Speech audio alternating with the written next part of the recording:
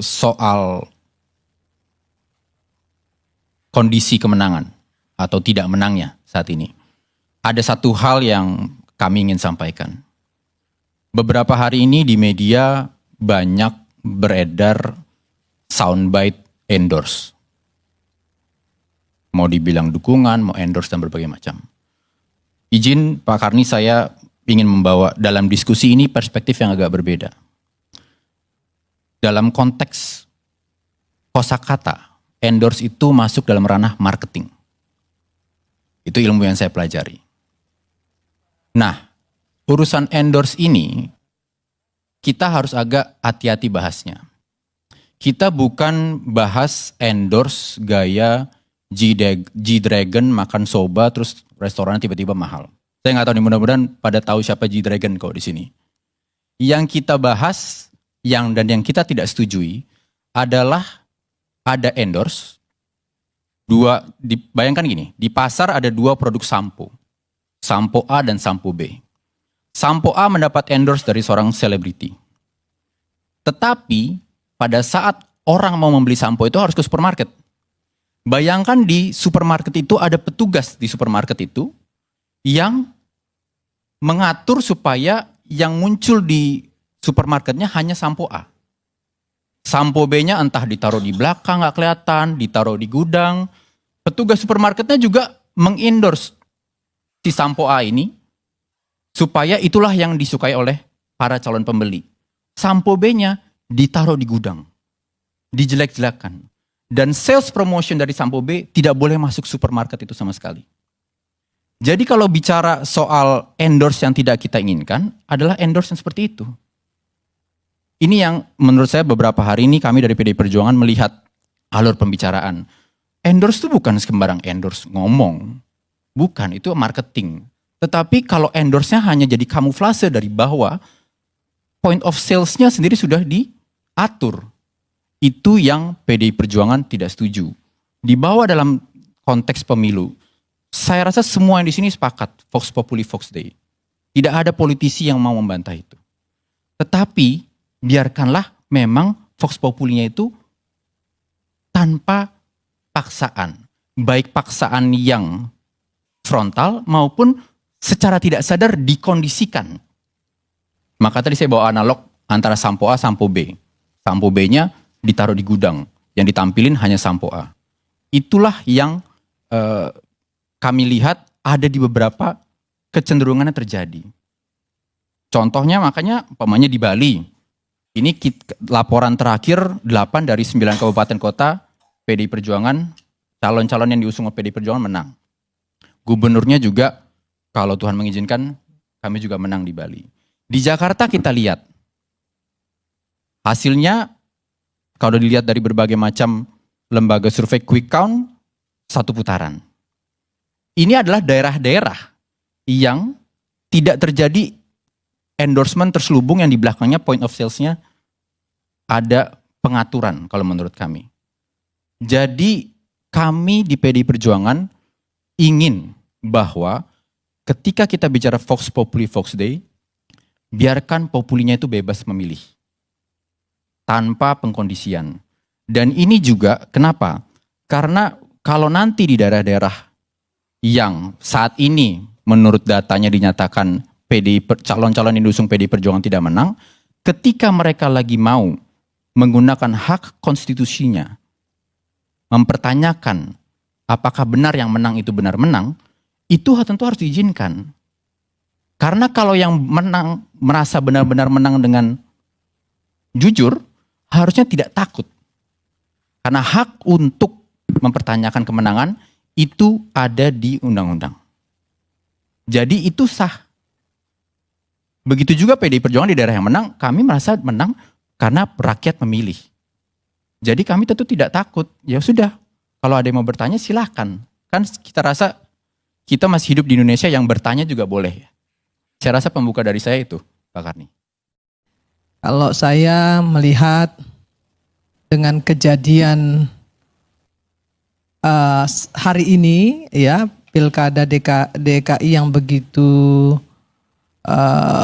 lancar, baik, kata-kata yang ingin saya keluarkan pertama-tama adalah nggak benar kalau selama ini ada yang bilang bahwa pemerintah ikut campur atau karena bansos atau karena kecurangan. Kenapa?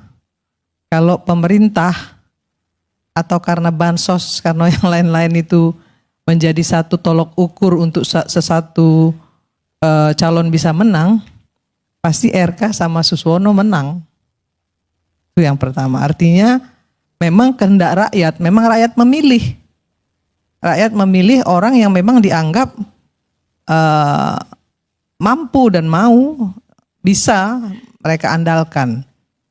Itu harus saya akui, harus kita akui semua. Yang kedua, kalau soal endorse, mohon maaf, kita sama-sama tahu semua pihak juga punya endorsement. Dan saya juga banyak melihat di TikTok, di media sosial gitu ya, semuanya juga mengeluarkan bansos, mengeluarkan seserahan lah gitu ya kepada masyarakat. Yang namanya sembako, dua pihak juga sama mengeluarkan hal yang sama. Dan itu terjadi biasa di seluruh Indonesia menurut saya. Termasuk di dapil saya sendiri. Dapil saya sendiri kebetulan alhamdulillah Herman Deru Ciujang dari Nasdem, PSI dan Demokrat, kita menang 70%. Menang loh. Kalah itu yang namanya endorse-nya Gerindra sama Golkar. Ya kan? Artinya nggak terbukti dong yang namanya kecurangan pakai bansos dan lain sebagainya. Menang kok kita. Dan kita juga nggak sama mereka. Apa yang mereka perbuat ya kita perbuat. Jadi kita juga nggak usah jualan-jualan lagi lah yang namanya adu domba, fitnah. Itu udah cukup lah untuk bisa membuat Indonesia ini acak-acakan. Kalau endorse, kita bisa lihat Trump juga mengendorse Elon Musk. Ya, berapa banyak itu yang di-endorse oleh Trump untuk bisa menang. Menurut saya itu sah-sah saja, nggak perlu diperdebatkan soal endorse-mengendorse. Nah, kebetulan PDIP mengendorse Anies Baswedan. Yang kita tahu memang di Jakarta ini Anies menang. Anies punya banyak pendukung. Nah, persoalannya apa? Kenapa kok bisa sekarang ini 39 apa 4? Ya kita Kim Plus ini kalahnya sampai hari ini ya, sampai detik ini masih 10%-an bedanya. Itu karena strategi. Karena betul-betul strategi dan bagaimana calon bisa meyakinkan masyarakat. Bagaimana Rano Karno yang punya banyak fans, gak ada yang gak kenal sama Sidul, walaupun dia bukan orang Betawi. Bapaknya Padang, ibunya Jawa Tengah, bukan Betawi loh bang, ibunya Jawa Tengah loh, ya. Tapi ternyata dia bisa memenangkan konsentrasi politik yang demikian keras di Jakarta ini, ya. Kalau saya terus terang saya mengapresiasi itu. Jadi kalau kalah ya kalah lah gitu. Kalau menang ya memang menang. Nggak perlu kita bilang kalau menang orang lain dibilang curang. Tapi kalau kita yang menang, kita nggak bilang orang lain kita ya nggak bilang yang lain yang curang gitu. Jadi dalam kontestasi politik itu soal kecurangan, soal endorsement itu bukan cuma di Indonesia aja, di seluruh dunia itu ada. Sekarang yang paling penting itu apa? Ketika kita ingin memenangkan satu kontestasi, strategi politiknya seperti apa? Keren kan Rano Karno sama Mas Pram bisa menang? Dan saya mengapresiasi tentunya. Nasdem mengapresiasi. Kalau memang mereka nanti menang, kita apresiasi, kita dukung.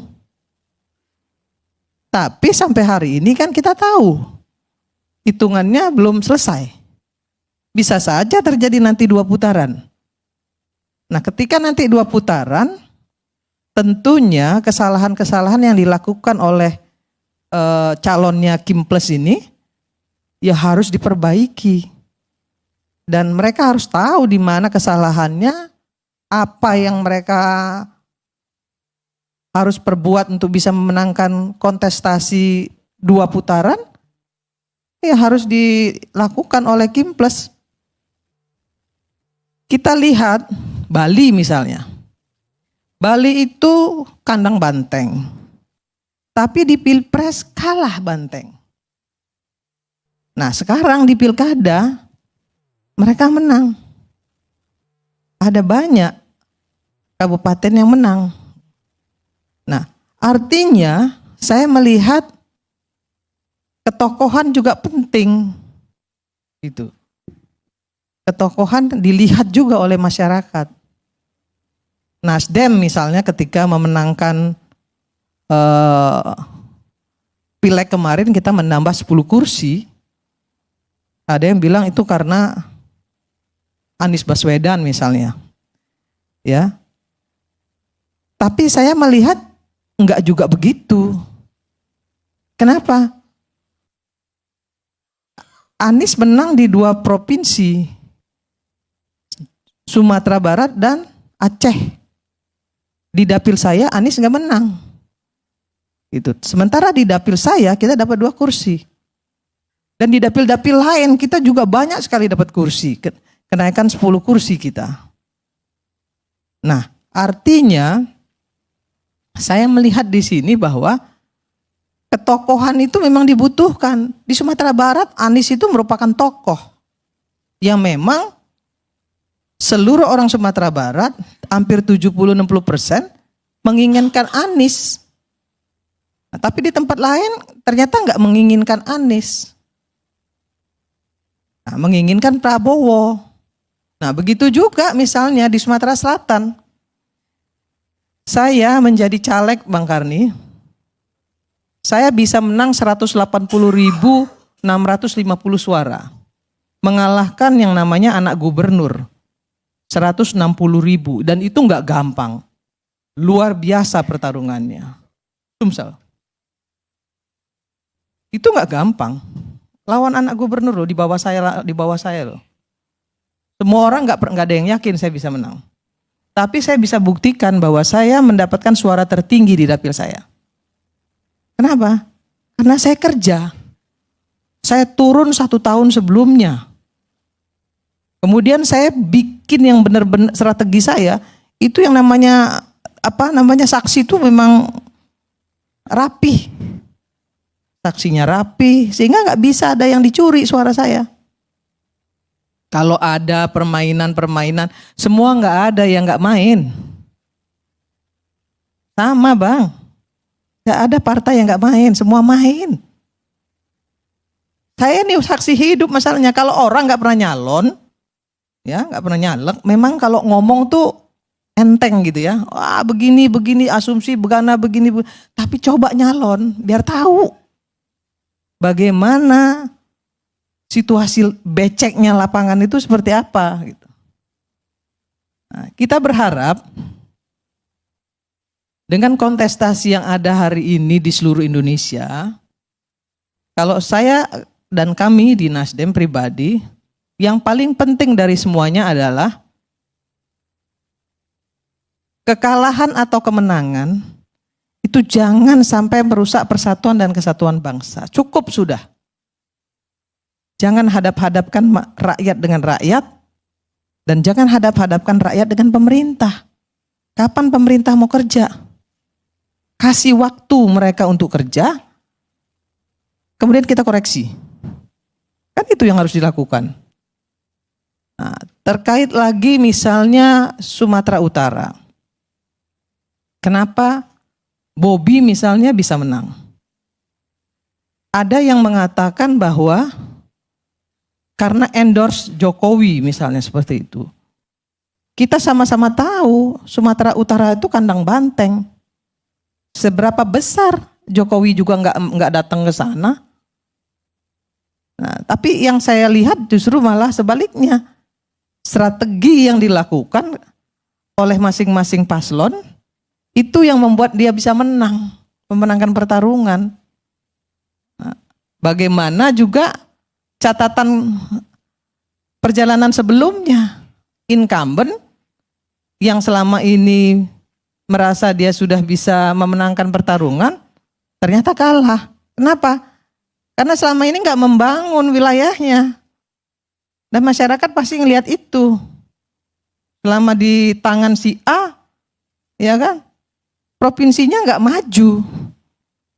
Sumatera itu Bang, saya kasih tahu, provinsi yang paling bagus pembangunannya, yang maju pembangunan itu Sumatera Selatan. Lampung, itu luar biasa pembangunannya. Coba lihat Sumatera Utara, padahal dulu Sumatera Utara tuh, ya kan, kota paling besar di Sumatera.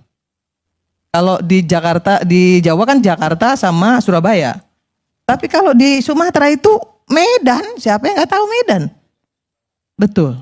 Tapi lihat Padang, ya kan, 3 kali melakukan kontestasi politik, kalah terus orang-orang Sumatera Barat. Karena memilih 3 calon yang selalu kalah. Tapi kan itu komitmen. Ya kita nggak bisa bilang juga. Ya komitmen mereka terhadap satu calon. Nah, dari semuanya ini, saya ingin menyampaikan kepada kita semua, berhentilah untuk mengadu domba rakyat dengan rakyat, ya, hanya untuk kepentingan partai politik. Kenapa sih nggak belajar untuk mencintai Indonesia, menerima kekalahan dengan legowo, ya kan? Kalau menang, jangan jumawa dan jangan juga kemudian menjadi diktator. Kan gitu.